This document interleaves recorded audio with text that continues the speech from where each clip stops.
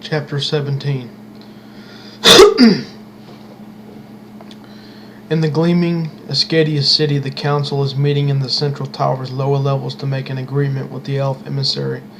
The council members include Thuzegius, a world elf, Imakarth, a Tempest Guild member, Edgar, a Dragon Knight of Ascadia, and the newly elected Cayman of High Post, as High Post now allows the Tempest Guild there and has recently built a hall there. Queen Leda was in the council, but no attempts have been made as of yet to rescue her.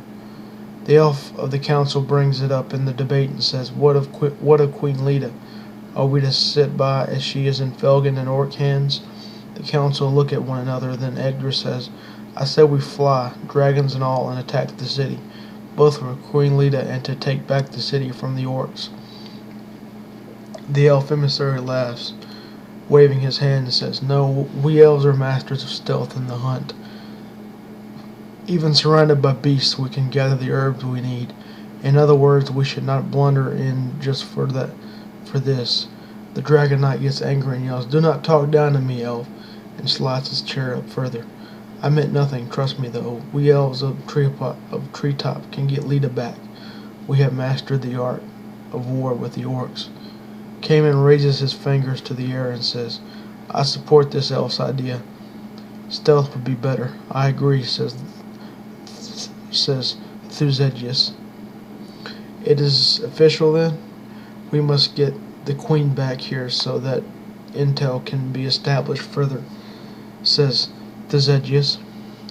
Cayman, can this emissary and his forces use the Tempest Guild transport system to reach High Post? Asked Thuzegius. But of course, Cayman replies with a smile. The emissary then lays out his strategy. They will wait near Fendragle's trees and bushes until nightfall, when they sleep. Then they will infiltrate the castle. As that very day went on, Kriev and his army was close to the Rifflin border. They reached Felgen Bridge, and everyone there stood in place from what they were doing in absolute amazement. None knew what to think as they saw before them a massive army of dwarves, a race thought lost to the pages of history. A settlement that was once busy and loud was now quiet, their eyes following the dwarves as they marched. Kriev yelled to everyone there, saying, We are merely passing through, sorry. Some nodded, others looked at others and back, and some whispering now. Kriev stopped in the middle of town and said, Actually, now that you mention it, we could use some supplies. Just then, dozens of merchants swarmed the Dwarf King, offering jewelry, even arms. Some offering their fruits and herbs, tonics, and some putting fur capes on his back. The one that did this said, They are yours, keep them. He then backed away from Kriev. Someone in the crowd lets out a loud announcement, The dwarves have returned. I say. And everyone cheers toward the large party of dwarven warriors. Kriev looks down and then holds his warhammer up high. Felgens up on the building bridges that connect them start to clap and wave. Kriev tells his men, Make camp with everyone else. Get to know them. It has been long since we mingled with the surface folk. The warriors hunker down with the people of Felgen Bridge and exchange stories, how they slew mighty orc armies in the past and how they must slay a red dragon to be accepted by their kin. The people of Felgen Bridge tell of peace there for many generations, as the barbarian attacks have all but stopped, thanks to the mighty Felgens being concentrated into one spot and sending out raiding parties of their own. Little did Kriev know, but he carried an amulet that could unite the Felgens of Felgen Bridge against the Felgen revolutionaries of Soratopa. One glanced it over and gasped a little, then let out a bellow. Felgen, hear me. This dwarf has the amulet of Sora. They look shocked and start to kneel before Kriev. A look of surprise also comes to Kriev's face. By right, we are sworn to march with and protect the one carrying the amulet. Kriev looks down curiously and lifts the amulet off his chest in his hand. Kriev yells happily to them, When the time comes, I shall call upon you. Until then, may the stone keep you all proud. The dwarfs set out then at dusk, heading south out of the settlement. They crossed the massive expanse a Felgen bridge in files of two, the right and left dwarfs both gripping the ropes of the long and massively vast bridge. Onward to Treetop Point they go, marching, shaking the bridge as they pass, people seen in the far, far distance, waiting on the large army of dwarfs to make it to the end of the bridge. It is a narrow bridge. A dwarf begins to slip through off the side and cries for help. Just then a fellow dwarf grabs him by his right arm and pulls him up. The dwarf exclaiming, "Whoa now," as the bridge sways once a bit too much. They eventually reach the other side, most letting out a sigh of relief and laughing among one another. Kriev now has Felgen Bridge on his side, not that he ever wanted more troops. Dwarves are not as bad about it as the elves, but they tend to want to keep among themselves more or less. The Dwarf King will implore his former friends at Treetop Point to help them defeat the orcs. They see nothing different now. Orcs still cause the world trouble. The bronze armor of the dwarves gleamed in the light of the near dusk, their large maces almost bigger than them being used as massive war canes. The snow has all but melted off them, and they were tired of travel. In between Dress and Felgen Bridge was Treetop Point, hidden in a crafted forest. Kriev remembered how to get there. Through the forest and up a rocky pass was how, and he had high hopes. He walks with both hands using the fang, like a war cane to stride. At day's end he would make peace with old friends.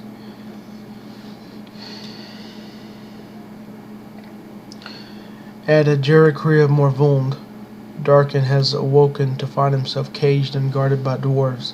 The dwarves mock him, and as they do, he tries to fling magic out of his cell, and is instead flung back himself against the other side of the cage. Kriev instructed them to keep him alive and feed him red dragon meat and give him water. "Let me out," he yells. Darkin yells angrily at the four dwarves in the massive carved out and glowing room in the deep. One laughed at another and said, "Never," banging the cage and laughing, still mocking Darkin. One spoke up and said, "Enough, fools, let us treat our guests with as much respect as we can muster." Darkin smirks and then angrily bangs his hand against one of the bars. He then rotates in the cage and sits down on the rags that were put inside. The dwarves discuss food and prepare to go out under the deep to hunt a red dragon, using magic given to them by Kriev to make them able to thwart the dragon. In the deep, battle is heard, fire crashing against stone, stone crushing into stone, and dwarves roaring with fury at some loud beast in the dark recesses. Darkin grips a bar loudly and slides his hand down on it. He then slumps down and hangs his head low. For the time, Darkin is rendered a prisoner, and for the first time he begins to feel guilt for what he has done. Such dreaming, such hoping, does it reveal who we really are inside? The great battle mage Kriev has beaten Darkin before the fight even began. How could Darkin win against such a foe? What was it that made him so evil in the first place? It is that Darkin knows, and Kriev knows. It is night in the former Findraggle, and the elves are in disguise, orcs and felgans, and orcs and other orcs passing them by and not even knowing they are there. The orc layabouts have the gate wide open, and they are laying in chairs and on the floor, either asleep or partially asleep. The trees become elves, and they quickly, but very quietly, sneak past all of them into the castle. "Find Queen Leda. She will most likely be in the bedroom up ahead," whispers the emissary. The small party of elves, 5 in number, cling to the walls and corners. The coast is clear. They make their way to Hegerbo's bedroom from a hallway. From there is going in both directions, lined with windows of outside. Torches can be seen. They creep into Hegerbo's room, daggers and bows drawn, and find themselves sleeping in his bed. In Leda brushing her hair at a table and mirror. She turns around in surprise, brushing no more. An elf signals her not to speak. She quietly puts down the brush and as quietly as possible walks to the elves, hugging looking at Hegaro, and they slowly walk out into the dark hall, lit in places by the numerous torchlight from outside the windows.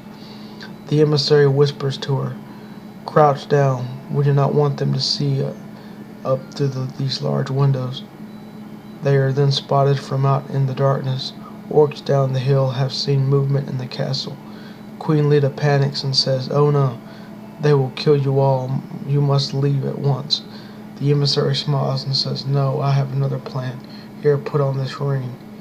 It will turn you into a bush for about an hour.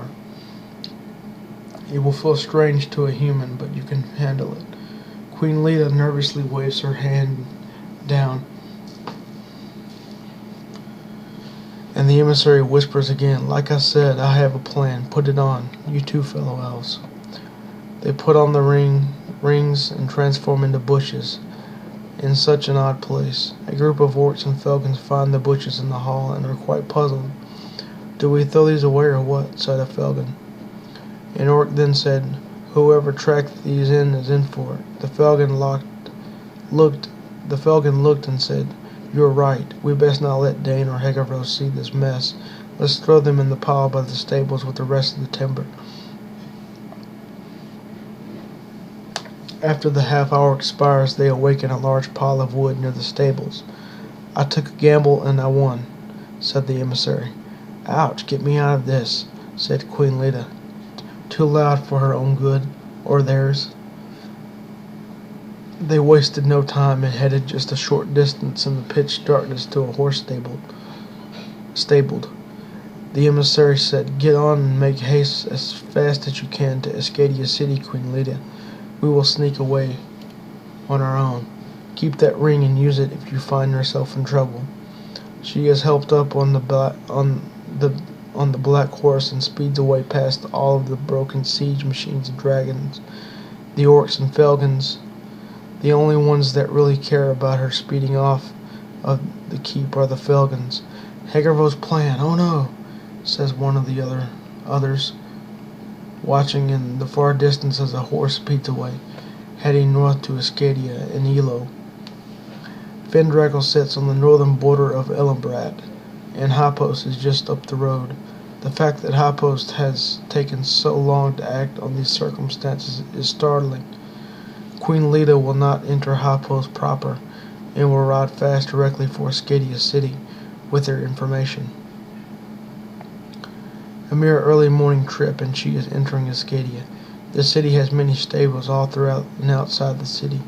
She stables hers at the central tower. She gets in and receives the fanfare that would be expected from a captured council member being kidnapped by orcs. She never wanted to be there. She only played the part, and played on Hegaro's weaknesses, his emotions. She has a grand tale to tell, and will, but for now she wants only to rest in a bed by herself for a change. The next morning they held a meeting for her in the upper tower, the bustle of the city apparent. She spoke of her time with Hegaro, and the company was surprised it was not worse. "He kept me around as his plaything. It was horrible, but I know now it could not have been much worse. He had his eyes set on my position here on the council, and knew he could only persuade it out of me." She put her elbows on the large round table, and puts her palms against her face. "They want forces. They also want to attack Highpost. Well, Hegaro does. Dane, the orc leader, pretty much wants the whole world."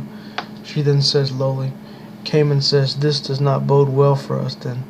We must strike. Highpost is my home. I will not watch it burn." Edgar speaks and says, "I have sent word to all villages in both Elo and Ellenbrat to evacuate.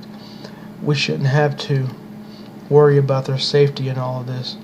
Leda thinks to herself and begins to mourn her husband and daughter, and she did many nights with Hegaro. "Where's my daughter?" she asked the council members.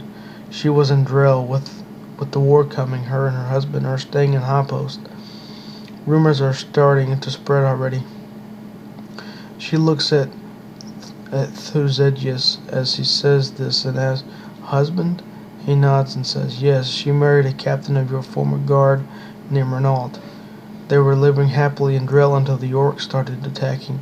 She stayed some time with my brothers and sisters in Treetop Point because she put on the amulet of Sora and got the fake curse." Queen Lita, confused, asks, "What is that?"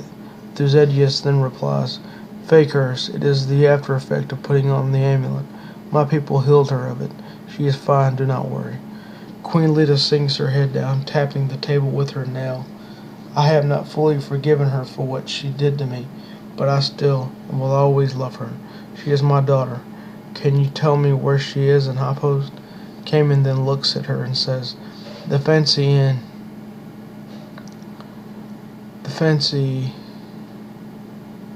the fancy inn near Portsmouth Farm, there, your highness.